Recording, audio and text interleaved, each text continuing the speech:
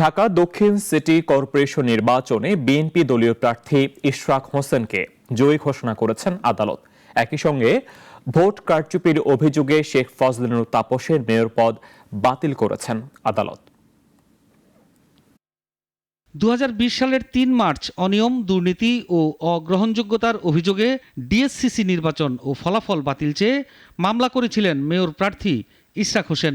মামলায় তৎকালীন প্রধান নির্বাচন commissioner KM Nurul Huda, returning কর্মকর্তা মোহাম্মদ আব্দুল বাতেন ও দক্ষিণ সিটি কর্পোরেশনের মেয়র ব্যারিস্টার শেখ ফজলে নূর তাপস সহ মোট 8 জনকে আসামি করা হয়। ইশরাকের আইনজীবী তাহেরুল ইসলাম তৌহিদ বলেন, অনিয়ম, দুর্নীতি ও অগ্রহণযোগ্যতার অভিযোগে নির্বাচন বাতিল চেয়ে মামলা করা হয়েছিল। সেই মামলায় ইশরাক হোসেনকে মেয়র হিসেবে ঘোষণার আবেদন করা হয়েছিল। আদালত আজ তার পক্ষে রায় দিলেন। ইশরাক হোসেনকে মেয়র হিসেবে ঘোষণা দিয়েছে আদালত।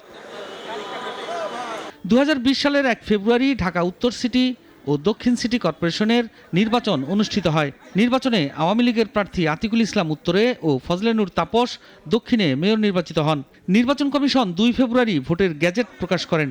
তারা শপথ গ্রহণ করে দায়িত্ব পালন করে আসছিলেন। শেখ হাসিনা সরকারের পতনের পর তাদের মেয়র পদ থেকে বহিষ্কার করা হয়।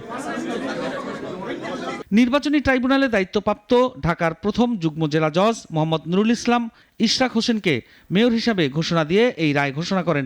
আদেশে নৌকা প্রতীক নিয়ে সাবেক মেয়র শেখ ফজলে নূর তাপসকে মেয়র হিসাবে সরকারের গ্যাজেট থেকে বাতিল করা হয়। আমরা আইনি প্রক্রিয়া অনুসরণ করে আদালতে সমস্ত তথ্য, সাক্ষী, প্রমাণাদি দিয়ে এবং মামলা লড়ে আমরা জিতে এসেছি। রূপে আউয়াল কমিশন, রকিবুল কমিশন এবং হুদা কমিশন যারা আছে তাদের বিরুদ্ধে অবশ্যই আমি মনে করি যে একটা বিচারিক প্রক্রিয়া শুরু করা উচিত। ধানের শীষ প্রতীকের প্রার্থী ইশরাক হোসেনকে মেয়র হিসেবে ঘোষণা দেওয়া হয়। রায়ের সময় আদালতে উপস্থিত ছিলেন ইশরাক হোসেন। ইশরাক হোসেন অবিভক্ত ঢাকা সিটির মেয়র প্রয়াত সাদেক হোসেন খোকার ছেলে। সাইফুল শাহিন, নাগরিক, ঢাকা।